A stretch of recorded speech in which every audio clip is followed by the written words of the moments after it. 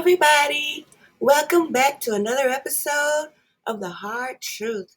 You guys are such awesome people. I hope you had a great Sabbath today. And today I want to talk to you about some hypothetical situations based on some evidence that's been presented to the public. All right? So grab your coffee or a nice cup of tea as we begin our story.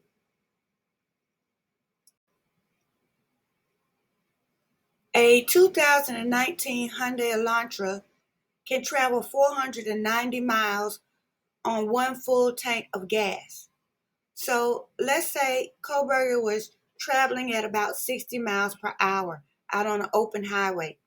He could drive for 8.2 hours without stopping at a gas station. All right, that's a long time. And so if he wasn't going 60 miles per hour, he was driving slower, he could drive even longer than that. Now, let's think about where he had to be driving. Where he was not driving was inside the city limits because evidently there's enough camera footage in Pullman to where they could have tracked him, during times outside the period that they're reporting in the PCA. Does that make sense?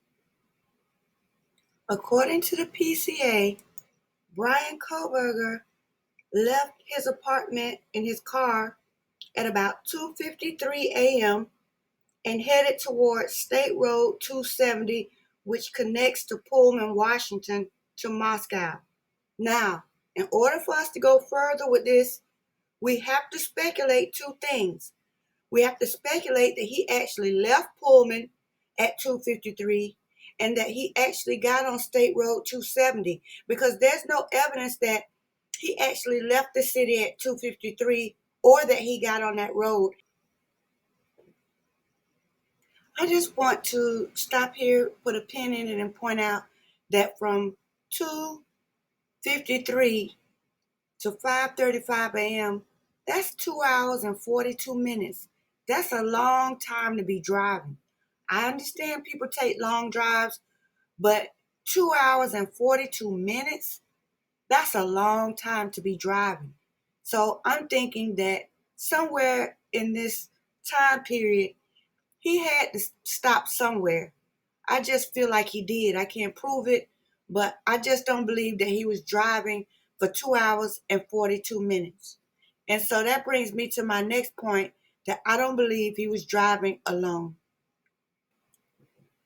Somebody posted months ago that Brian Kohberger was with some security guard in Moscow partying in the car that night and that the security guard started acting inappropriately. And so Brian Kohberger left the guy wherever they were parked. The guy got out of the car and Brian left him. Now, this is purely rumor speculation, just like the rest of it. So it's not proven. We're just speaking hypothetically here. Okay? Now, here's my first big question for you.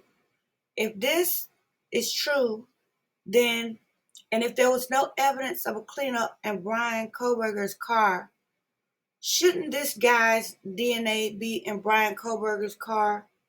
I mean, even though they didn't find anything from the crime scene, shouldn't this somebody, if he was riding with somebody, shouldn't their DNA be in his car?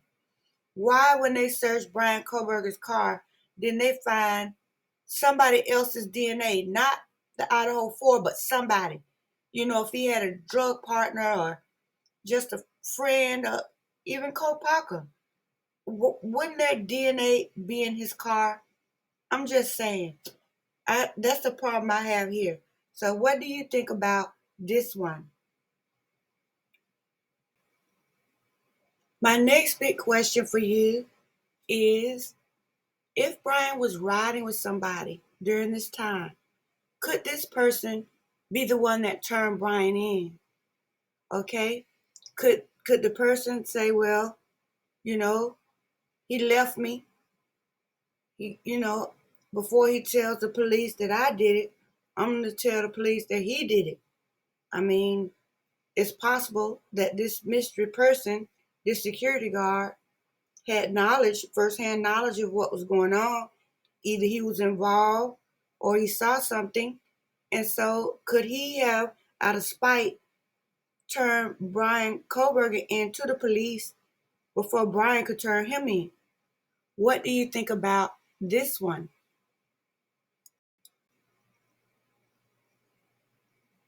According to his friends, Bree and Casey Arntz, Brian Kohberger lost 100 pounds his senior year in high school and he was taking heroin. This picture is from 2017. He was at a wedding and it says, Casey Arntz, the last time I saw Brian was in 2017 at one of my friend's wedding, and I gave him a hug and I said, you look so good, like I'm so proud of you. So we know for the past 6 years, he hasn't been using heavily heroin. Okay, that doesn't mean he wasn't taking uppers, but it appears that from 2017 on, he had gotten his act together. That being said, how did Brian Kohberger get himself into this mess?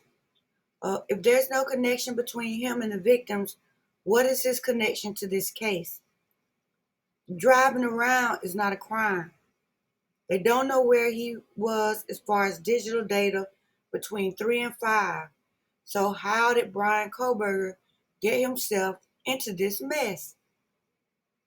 I just want to know because so far the prosecution hasn't shown any evidence that seems authentic that condemns him or connects him to the crime. Yet, at the same time, he can't get a bail, he can't get a bond, and he waived his speedy trial. And so all that points to much more being involved than what we know or can see. And so we need to keep digging until we find out what it is. Because this guy didn't just get arrested for no reason. Somebody gave his name or they connected him to it in some type of way, but maybe that way wasn't legal or authentic. And so the prosecution is struggling also, but we need to find out the truth. Okay, so that's our job this week to find out how Brian Kohberger got himself into this mess.